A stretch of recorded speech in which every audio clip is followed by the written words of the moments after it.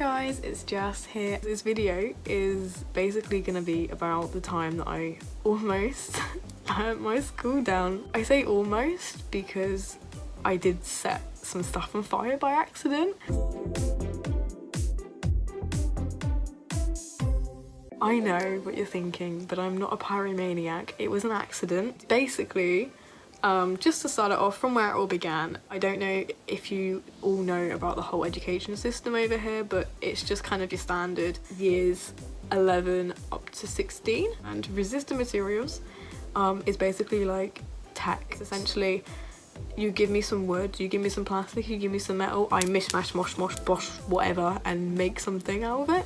My absolute best friend in the whole wide world, he was in a different class to me. I was downstairs in the building and he was upstairs. I was always a little bit of a sweat when it came to doing my work for resistant materials. There was this one particular project, as I say, it was in year 10. It was kind of like a mock project. We had to produce a light, and obviously we'd kind of be marked based on what we've produced and like the written work that we've done to kind of back up all the phases and like explanation to how we've made it. And then that would be taken and kind of give you a predicted grade for your final GCSE. I did, for this little mock project, this tree.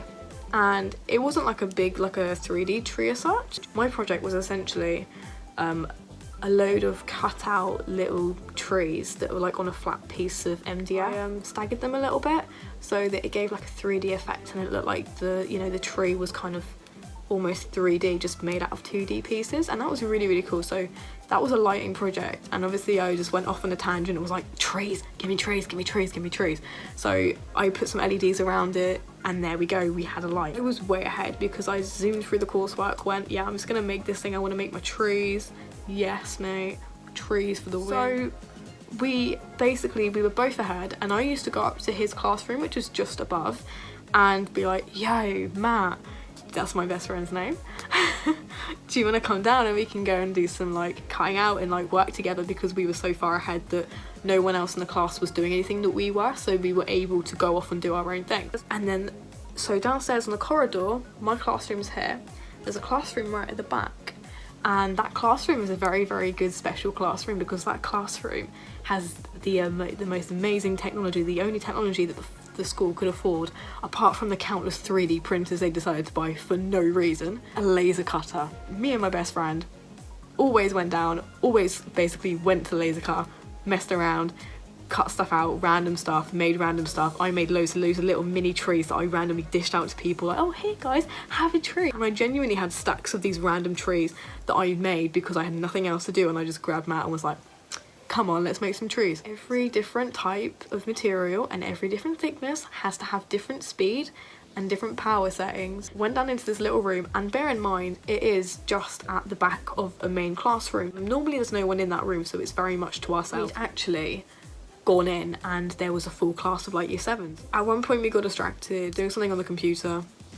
God knows what we were up to. I just loaded up the file, as you do on 2D design, I believe, which is kind of just a software that you draw on what you want to cut out, and it transfers to the laser cutter and it cuts out for you. I set everything up, followed all the list, did everything absolutely fine, no problem whatsoever. Me being me, got a little bit cocky. The next thing I picked up was some acrylic. I didn't change the settings on the laser cutter. It started cutting out, and I was sat there like, okay, cool, tree's almost cut out. Hundreds of times I've cut stuff out on that laser cutter, so I didn't think anything of it, and I was just sat on my phone.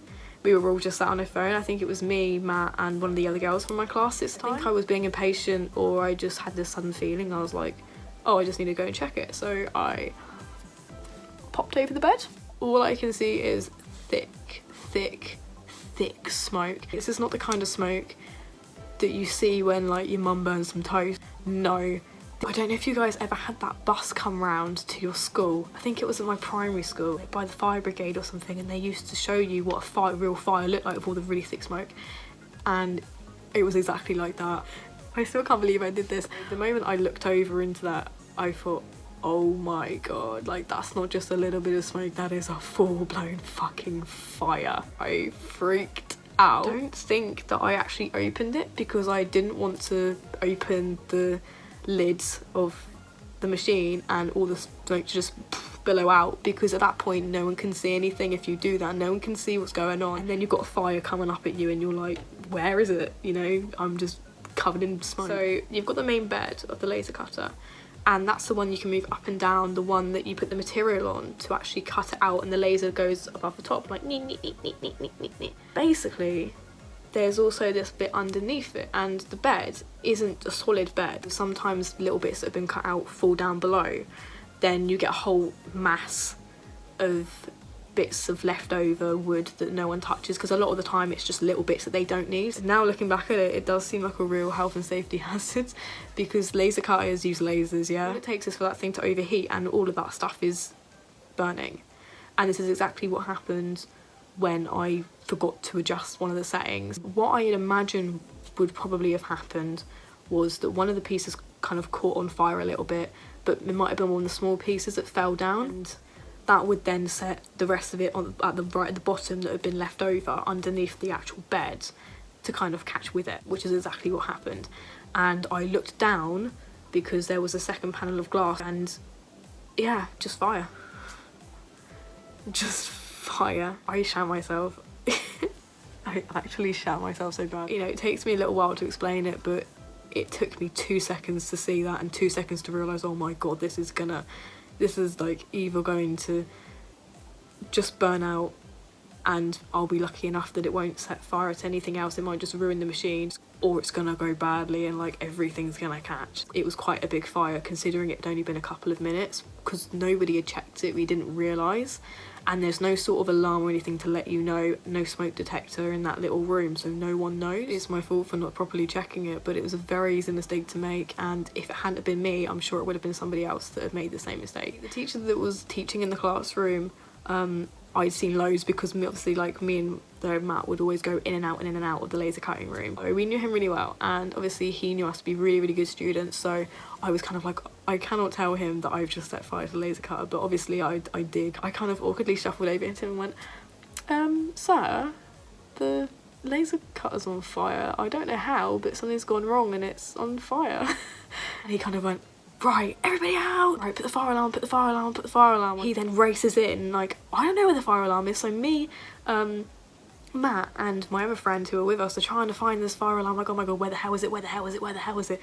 Nowhere to be seen, don't know where the hell it is. We can't press it, and we're trying to ask people, like, where's the fire alarm? And no one knows because they're all year 7s. He literally just dives in, opens everything up, opens the windows up, everything's going flying. I can see that if it hadn't have been a quicker response, that it could have been a lot worse, because if I hadn't have gone, oh my god, I need to check it, like, and thought to check that my work was getting cut out correctly, by the time I'd seen it, it would have been a lot bigger. And so thank god that I actually did check it, because that would have been a completely different story than just, you know, accidentally causing a small, I mean, obviously a fire is a fire, and I don't know how much damage it did in the end because nobody told me. The teacher that fixed it all and grabbed everything and marched everyone out of the room and sorted it all out for me, covered for me. I didn't hear anything else about it at that point. I just kind of hurried home because it was like my last lesson. I was like, oh my god, I can't believe I did that. Went home, forgot about it. The next day I had my class, and my teacher, she just kind of let me know, oh yeah, Jess, by the way, you can't use the laser cutter today. There was some sort of problem with it and no one knows who did it, but you can't use it because it needs to be fixed or whatever. And I was sat there like, oh my god, oh my god, oh my god, oh my god. The only reason that I'm speaking about this is mainly just because I have been having requests for story times, and I just spoke to Matt, who obviously was there with me when this happened. I don't remember half the stuff that happens to me, but he does, because he's the one that I spill the tea to.